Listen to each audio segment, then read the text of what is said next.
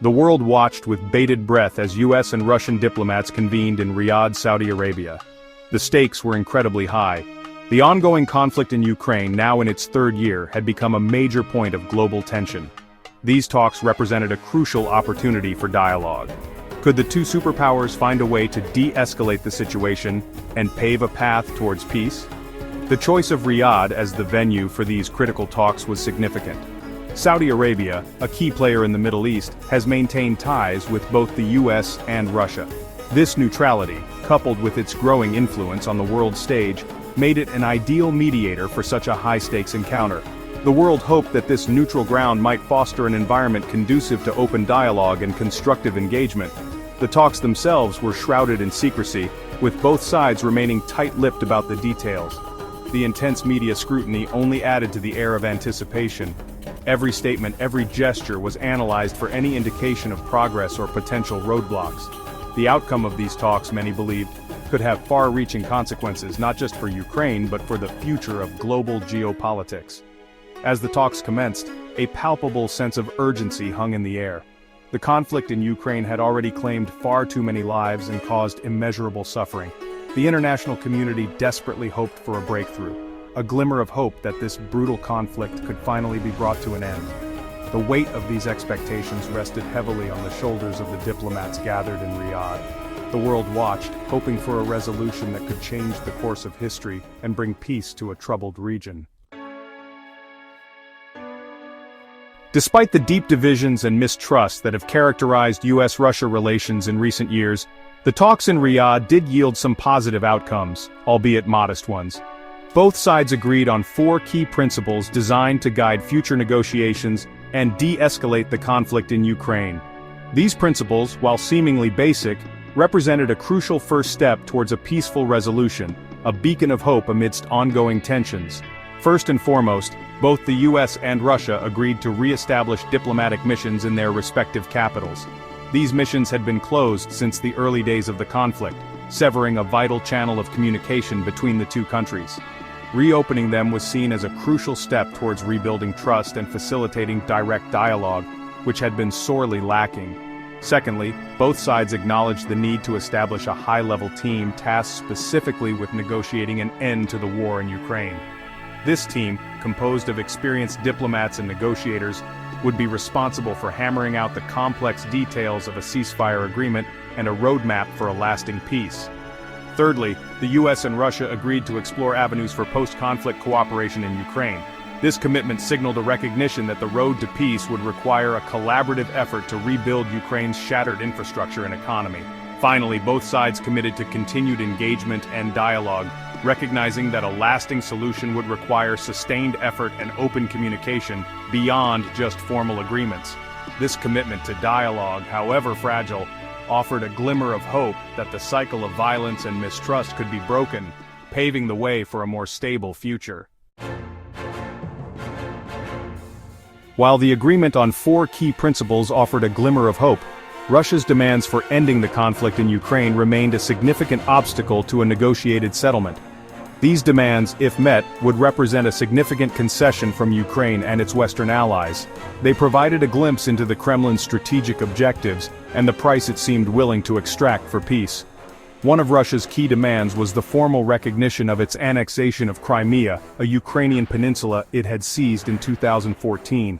This demand was a non-starter for Ukraine and its Western allies, who considered the annexation a violation of international law and Ukrainian sovereignty. Furthermore, Russia demanded that Ukraine cede control of significant portions of its eastern territories, specifically areas in the Donetsk, Luhansk, Kherson, and Zaporizhzhia regions, which were currently under the control of Russian-backed separatists. This demand, if met, would result in a significant loss of territory for Ukraine. Adding to the complexity, Russia also demanded the removal of Ukrainian President Volodymyr Zelensky from power. Moscow viewed Zelensky as a staunch opponent of Russia and a key obstacle to achieving its objectives in Ukraine. This demand was seen as a direct interference in Ukraine's internal affairs and was met with widespread condemnation. Finally, Russia insisted on Ukraine adopting a neutral status, effectively precluding it from joining NATO or any other Western military alliance. This demand aimed to limit Western influence in Ukraine and ensure that it remained outside the Western security umbrella.